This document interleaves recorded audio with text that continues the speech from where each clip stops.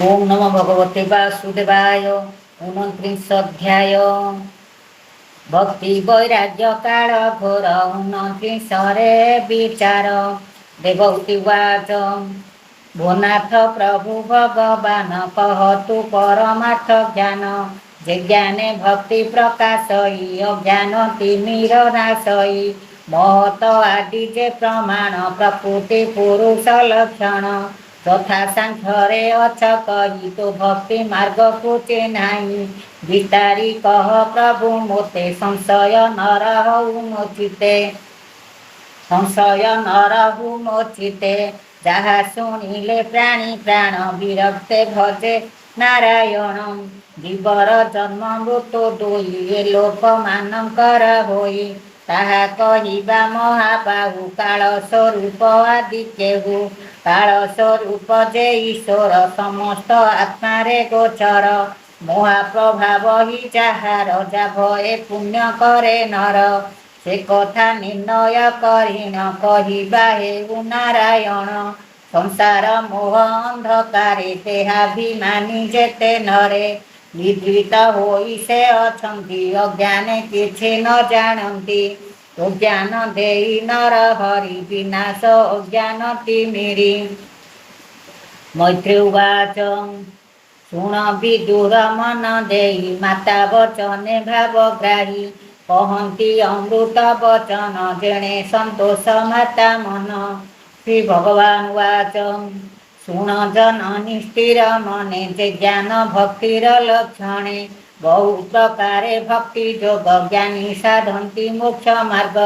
ସ୍ୱଭାବ ଗୁଣେ ଯୁକ୍ତ ହୋଇ ନାନା ସଂକଳ୍ପ ମନେ ଧ୍ୟାଇ। ସାତ୍ୱିକ ରାଜସ ତାମସ ଗୁଣ ପ୍ରବାହେ ଯେ ପ୍ରକାଶ। ଦମ୍ଭ ମତ୍ସର ଭାବ ବହି ପ୍ରାଣୀ ହିଂସାରେ ଯୁକ୍ତ ହୋଇ। ପର ଅପର ଭେଦ ବୁଦ୍ଧି ତାମସ ଗୁଣ ଏ ପ୍ରସିଦ୍ଧି। ଏ ଭାବେ ମୋତେ ଯେ ଭଜଇ ତାମସ ଭକ୍ତି ତାକୁ କହି। ଯଶ ଐଶ୍ୱର୍ଯ୍ୟ କଳ୍ପୀ ମନେ ବିଷୟ ଧ୍ୟାନ ଅନୁକ୍ଷଣେ। ଏ ମାର୍ଗେ ମୋତେ ଯେ ପୂଜଇ ରାଜସ ଭକ୍ତି ତାକୁ କହି। ଈଶ୍ୱର ଅର୍ଥେ କର୍ମ କରେ ଧର୍ମ ମାର୍ଗରେ ଯେ ପ୍ରଚରେ। ସର୍ବତ୍ର ଦେଖଇ ସମାନ ସାତ୍ୱିକ ଭକ୍ତି ତାକୁ ଜାଣ। ଏହି ପ୍ରକାରେ ନବ ନବ ସଗୁଣ ଏକାଅଶୀ ଭାବ। ଏବେ କହିବା ମାତା ଶୁଣ ନିର୍ଗୁଣ ଭକ୍ତିର ଲକ୍ଷଣ। ମୋହର ଗୁଣ କୀର୍ତ୍ତିମାନ ନିତ୍ୟ ଯେ କରଇ ଶ୍ରବଣ। ମୁହିଁ ଯେ ସର୍ବଗୁହାଶୟ ବିଚ୍ଛେଦ କି ନାହିଁ କିବା ମୋହ। ଏମନ୍ତ ଭାବେ ଯେ ଭଜଇ କର୍ମ ବନ୍ଧନୁ ମୋକ୍ଷ ହୋଇ। ସମୁଦ୍ରେ ଯେହ୍ନେ ନଦୀ ଜଳ ମିଳି ହୁଅନ୍ତି ଏକ ମେଳ। ସେ ରୂପେ ମୋର ଦେହେ ଲୀନ ଭକ୍ତି ଭାବରେ ହନ୍ତି ଜନ। ନିଷ୍କାମ ମାର୍ଗେ ଆତ୍ମଜ୍ଞାନ ସର୍ବତ୍ର ଦେଖଇ ସମାନ। ପୁରୁଷୋତ୍ତମ ଭାବେ ଭଜି ପରମ ଆତ୍ମା ମନେ ହେଜି। ନିର୍ଗୁଣ ଭକ୍ତି ଏହା କହି ଅପରେ ଶୁଣ ମନ ଦେଇ। ସାମୀପ୍ୟ ସାରୂପ୍ୟ ଏକତ୍ୟ ସାଲୋକ୍ୟ ଐଶ୍ୱର୍ଯ୍ୟ ମତ। ଏ ଆଦି ଯେତେ ମତେ ମୁକ୍ତି ତେଣେ ସନ୍ତୋଷ ନୋହେ ମତି। ମୋର ସେବନ ବିନା କେହି ଭକ୍ତ ସନ୍ତୋଷ ମୋର ନୋହି। ଏତେ ପ୍ରକାରେ ଭକ୍ତି ଯୋଗ ସାଧନ୍ତି ପ୍ରାଣୀ ମୋକ୍ଷ ମାର୍ଗ। ଯେବେ ତ୍ରିଗୁଣକୁ ଜିଣଇ ମୋହର ଭାବକୁ ଲଭଇ। କ୍ରିୟା ଯୋଗରେ ନିଷ୍କାମରେ ମୋତେ ସେବନ୍ତି ଯେ ବାନରେ। ହିଂସା ବର୍ଜିତ ସାଧୁପଣ ନିତ୍ୟ ଭଜନ୍ତି ମୋ ଚରଣ। କେହ ବା ମୋତେ ପୂଜା କରେ ସ୍ତୁତି ବନ୍ଦନେ ନିରନ୍ତରେ। ଦର୍ଶନ ସ୍ପର୍ଶନ ପ୍ରମାଣ ମୋର ପ୍ରତିମା ଆରାଧନ। ମିତ୍ର ଭାବରେ ସର୍ବଜନ ଦେଖଇ ଆତ୍ମାର ସମାନ। ଯମ ନିୟମ ମାର୍ଗ ସାରି ମହତ ଜନେ ମାନ୍ୟ ବିଧି। ଦିନରେ ଅନୁକମ୍ପା ବହି ମୋ ବିନୁ ଅନ୍ୟ ନ ଜାଣଇ। ମୋହର ନାମ ସଂକୀର୍ତ୍ତନ ଶ୍ରବଣ ଅଧ୍ୟାତ୍ମ ଦର୍ଶନ। ଆର୍ଜବ ସାଧୁ ସଙ୍ଗ ପୁଣ ଅହିଂସା ଧର୍ମ ପରାୟଣ। ମୋହର ଧର୍ମ ଆଚରଣ ଏ ରୂପେ ଚିତ୍ତ ଶୁଦ୍ଧ ଜାଣ।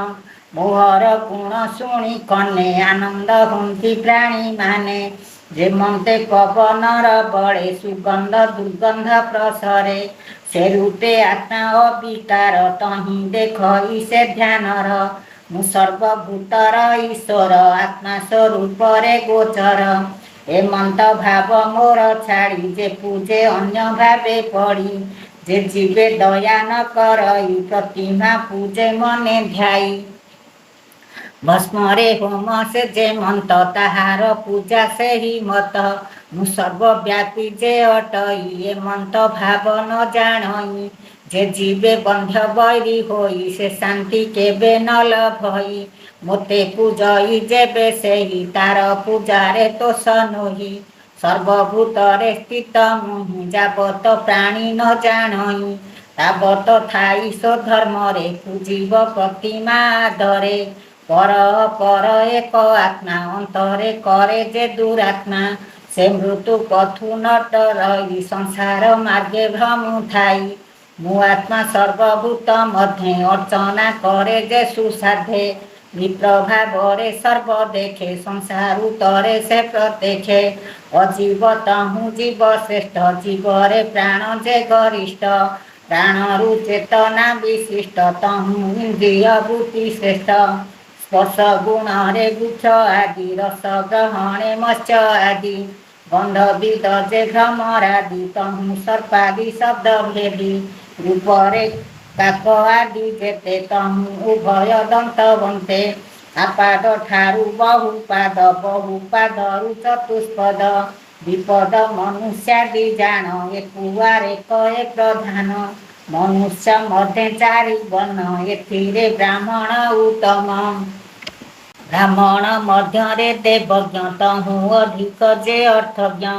ତହୁଁ ସଂଶୟ ଛେତାଗର ତହୁଁ ସ୍ୱଧର୍ମନିଷ୍ଠ ନର ତହୁଁ ଅଧିକ ଅଟେ ସେହି ବିଷୟ ସଙ୍ଗ ଯାର ନାହିଁ ମୋହର ପ୍ରିୟ କର୍ମ କରେ ଆତ୍ମାରେ ଭାବ ନିରନ୍ତରେ ସକଳ କର୍ମ ସମର୍ପଇ ମନ ସହିତେ ମୋର ତହିଁ ଏ ସର୍ବଭୂତେ ବିଜେ ମୁହିଁ ବହୁମାନ ନାରେ ନମଇ ଏମନ୍ତ ଭାବେ ଯେ ଭଜଇ ତାହୁ ଦେବି ଯେ ଭାବ ଗ୍ରାହୀ ଆନନ୍ଦେ ଦର୍ଶନ ଦିଅନ୍ତି ତା ଅଗତି ନିର ନାଶନ୍ତି ଭକ୍ତି ଯୋଗରେ ମୋତେ ଧ୍ୟାଇ ସେ ମୋତେ ହୃଦୟ ଦେଖଇ ପରମ ବ୍ରହ୍ମକୁଲ ଭଇ ତେଣୁ ଏକାଗ୍ର ଭାବେ ଧ୍ୟାଇ ସେ ଯେ ପରମ ବ୍ରହ୍ମ ସାର ପ୍ରଧାନ ପୁରୁଷଙ୍କ ପର ତାର ଉପରେ କେହି ନାହିଁ ସୃଷ୍ଟିର ଆଦି ଅନ୍ତ ସେହି ତାହାର ତହୁଁ ସେ ଦୈବ ସଚଇ କର୍ମର ସ୍ୱଭାବ